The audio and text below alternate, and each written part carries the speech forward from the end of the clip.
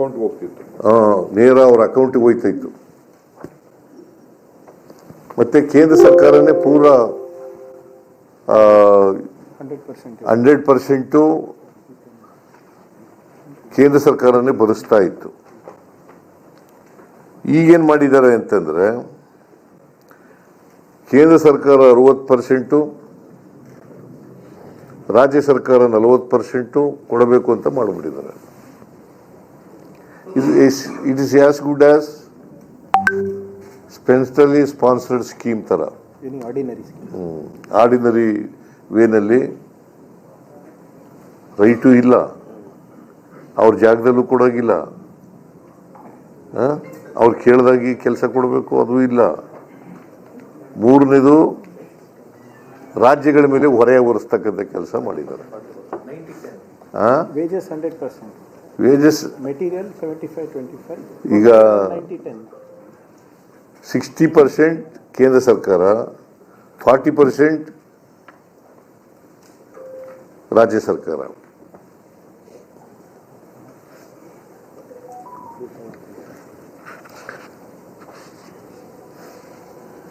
Consultation ಇರಲಾರ್ದು against the constitution. ಅದು ಜೊತೆಗೆ it is against the constitution.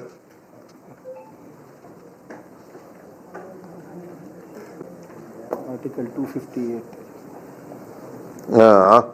ಇದು ಕಾನೂನು ಪ್ರಕಾರವಾಗಿ ಆರ್ಟಿಕಲ್ 258 and 280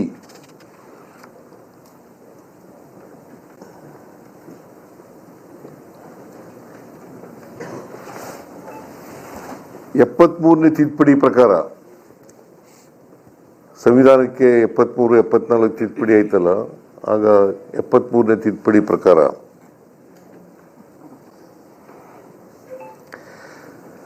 ಗ್ರಾಮ ಸಭೆಗೆ ಮತ್ತು ಗ್ರಾಮ ಪಂಚಾಯತಿಗಳಿಗೆ ಇದ್ದ ಅಧಿಕಾರಗಳನ್ನು ಈಗ ಕೇಂದ್ರ ಸರ್ಕಾರ ಕಿತ್ಕೊಂಡ್ಬಿಟ್ಟಿದೆ. ದಿಲ್ಲಿಗೆ ಹೋಗ್ಬೇಕು. ಇದು it is against the decentralisation,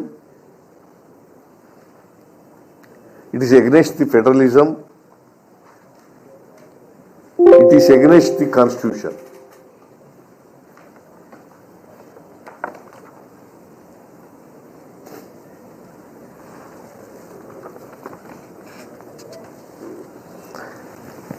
Manusmriti ಏನು ಹೇಳ್ತದೆ ಅಂತಂದ್ರೆ, ಮಹಿಳೆಯರಿಗೆ, ದಲಿತರಿಗೆ, ಶೂದ್ರರ ಕೈಯಲ್ಲಿ ಹಣ ಇರಬಾರದು, ಯಾಕಂದ್ರೆ ಅವರು ಸೇವಕರಾಗೇ ಇರಬೇಕು. ಮನುಸ್ಮೃತಿ ಏನು ಹೇಳ್ತದೆ ಅಂತಂದ್ರೆ, ನಿಮ್ಗೆಲ್ಲ ಗೊತ್ತಿದೆ ಅಂತ ಅನ್ಕೊಂಡಿದ್ದೀನಿ ನಾನು,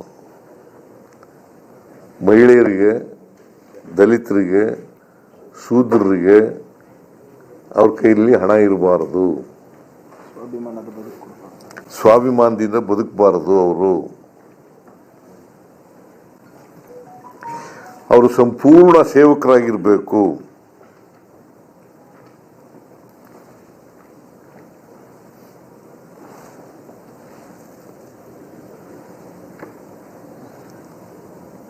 ಈ ಮನುಸ್ಮೃತಿಯಿಂದ ಪ್ರೇರಣೆ ಪಡೆದಿರೋರು ಯಾರು?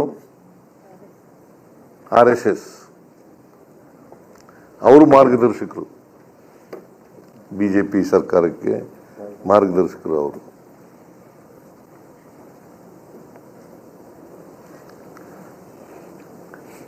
ಅಂದ್ರೆ ಹಳ್ಳಿ ಅಧಿಕಾರನ ಕಿತ್ಕೊಳ್ಳೋದು, ದಿಲ್ಲಿನಲ್ಲಿ ಇಟ್ಕೊಳ್ಳೋದು.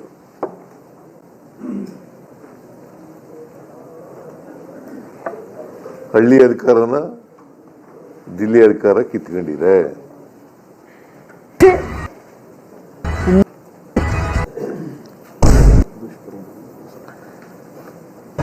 ಆಮೇಲೆ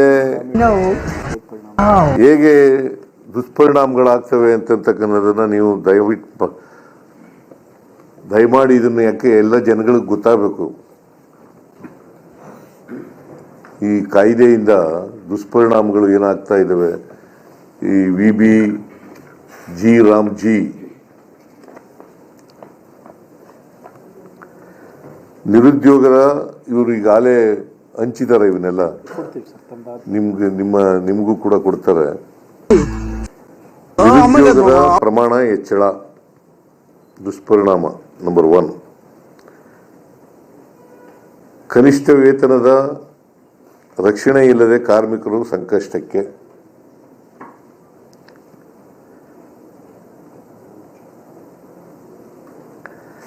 ಕಾರ್ಮಿಕರ ಶೋಷಣೆ ಮತ್ತು ಒತ್ತಡ ಹೆಚ್ಚಳ.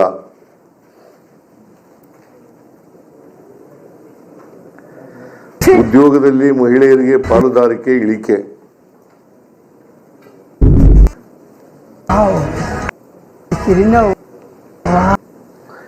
ಇದರಿಂದ ದಲಿತ ಮತ್ತು ಆದಿವಾಸಿ ಕುಟುಂಬಗಳ ಮೇಲೆ ಅಧಿಕ ಒತ್ತಡ ಸೃಷ್ಟಿ.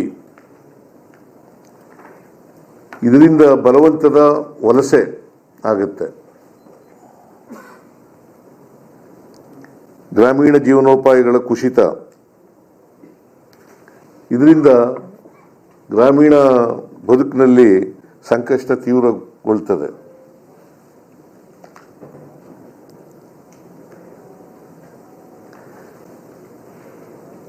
ಇನ್ನೊಂದು ಬಹಳ ಮುಖ್ಯವಾಗಿ ಪಂಚಾಯಿತಿಗಳು ಬರೀ ಅನುಷ್ಠಾನಗೊಳಿಸ್ತಕ್ಕಂಥ ಸಂಸ್ಥೆಗಳಾಗ್ತವೆ.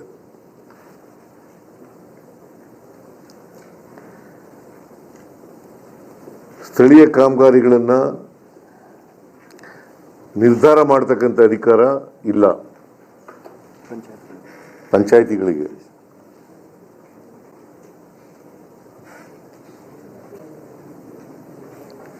ಗ್ರಾಮೀಣ ಆಸ್ತಿಗಳನ್ನು ಮಾಡತಕ್ಕಂಥ ಬೇಡಿಕೆ ಇಡುವುದು ಅಸಾಧ್ಯ. ಇವು ಪ್ರಮುಖವಾದಂಥ ದುಷ್ಪರಿಣಾಮಗಳು.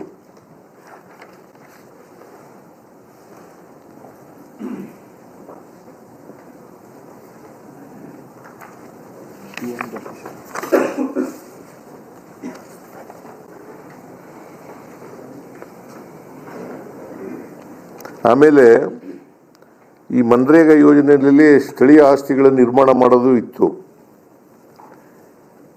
ಈ ಕಾಯ್ದೆನಲ್ಲಿ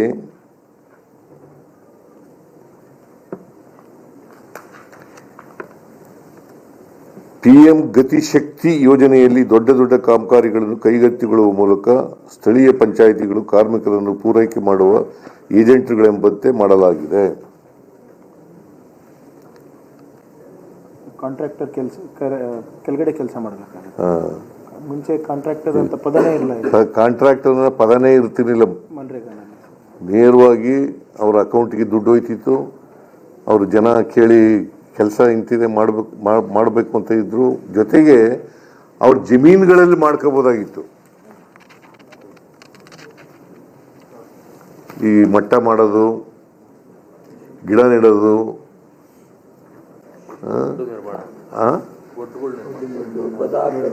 ಬದು ಹಾಕೋದು, ಹೋಂಡ ನಿರ್ಮಾಣ ಮಾಡೋದು, ಇವೆಲ್ಲ ಕೆಲಸಗಳನ್ನೆಲ್ಲ ಅವ್ರವ್ರ ಜಮೀನುಗಳಲ್ಲೇ ಮಾಡಲಿಕ್ಕೆ ಅನುಕೂಲ ಆಗ್ತಿತ್ತು. ಈಗ ನೋಟಿಫಿಕೇಶನ್ ಮಾಡ್ತಾರೆ ಇಂಥ ಕಡೆ ಮಾಡಬೇಕು ಅಂತ.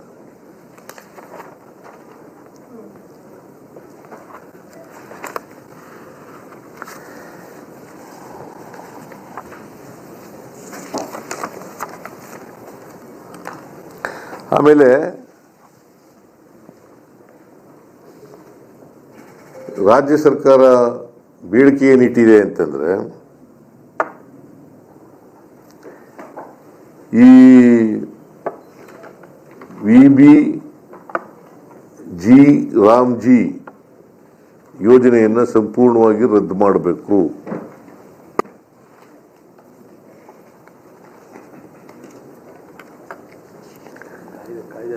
ಆಮೇಲೆ ಮನ್ರೇಗಾ ಕಾಯ್ದೆಯನ್ನ ರೆಸ್ಟೋರ್ ಮಾಡಬೇಕು.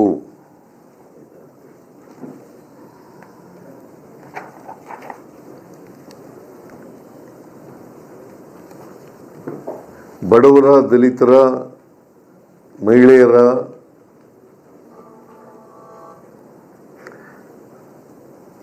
ಸಣ್ಣ ರೈತರ ಉದ್ಯೋಗದ ಹಕ್ಕನ್ನ ಪುನರ್ ಸ್ಥಾಪಿಸಬೇಕು.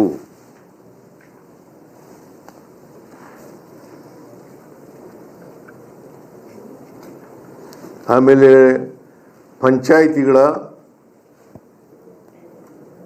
ಸ್ವಯಂ ಆಡಳಿತದ ಹಕ್ಕನ್ನು ಮರುಸ್ಥಾಪಿಸಬೇಕು.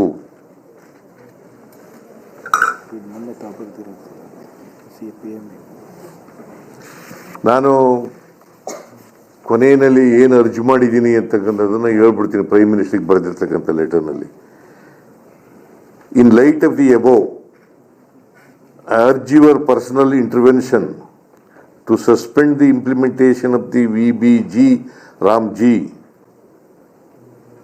VBG-Ramji Act and to initiate constitutionally mandated consultations with state governments to strengthen the right to livelihood and build a present resilient Bharat, Vikasita Bharat.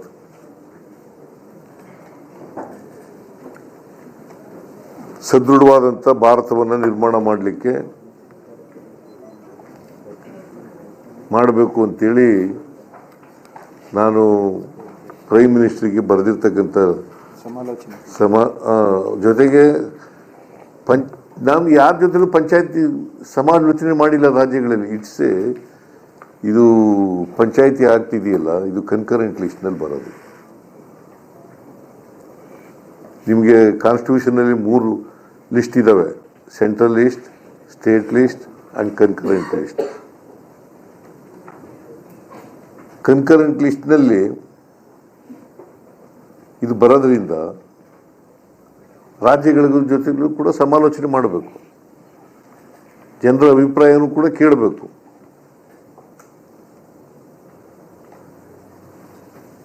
ಇವರು ಸರ್ವಾಧಿಕಾರಿ ಧೋರಣೆಯನ್ನು ಮತ್ತೆ ನಾವು ಪಕ್ಷ ಏನು ಮಾಡ್ತದೆ ಅಂತಕ್ಕಂಥದ್ದನ್ನು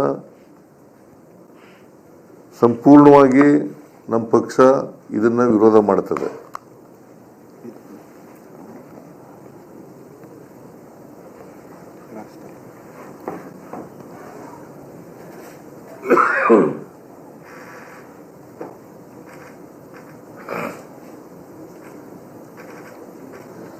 ಆಮೇಲೆ ಈ ಎಂಪ್ಲಾಯ್ಮೆಂಟ್ ಗ್ಯಾರಂಟಿ ಸ್ಕೀಮ್ ಇದೆಯಲ್ಲ,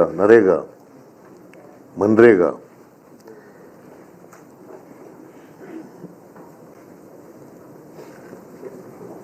ಅದು ಬರೀ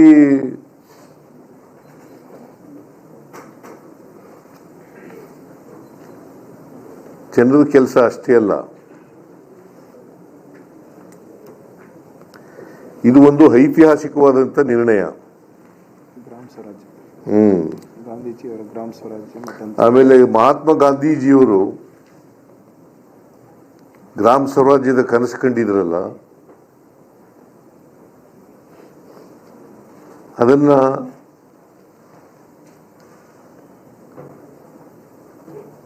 ನನಸು ಮಾಡಲಿಕ್ಕೆ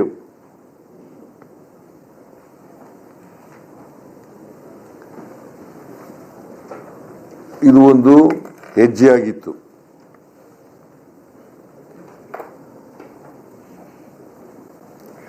ಅದಕ್ಕೆ ಈಗ ಮಹಾತ್ಮ ಗಾಂಧಿಯನ್ನ ಗೂಡ್ಸೆ ಕೊಂದಾಕಿದ್ರು.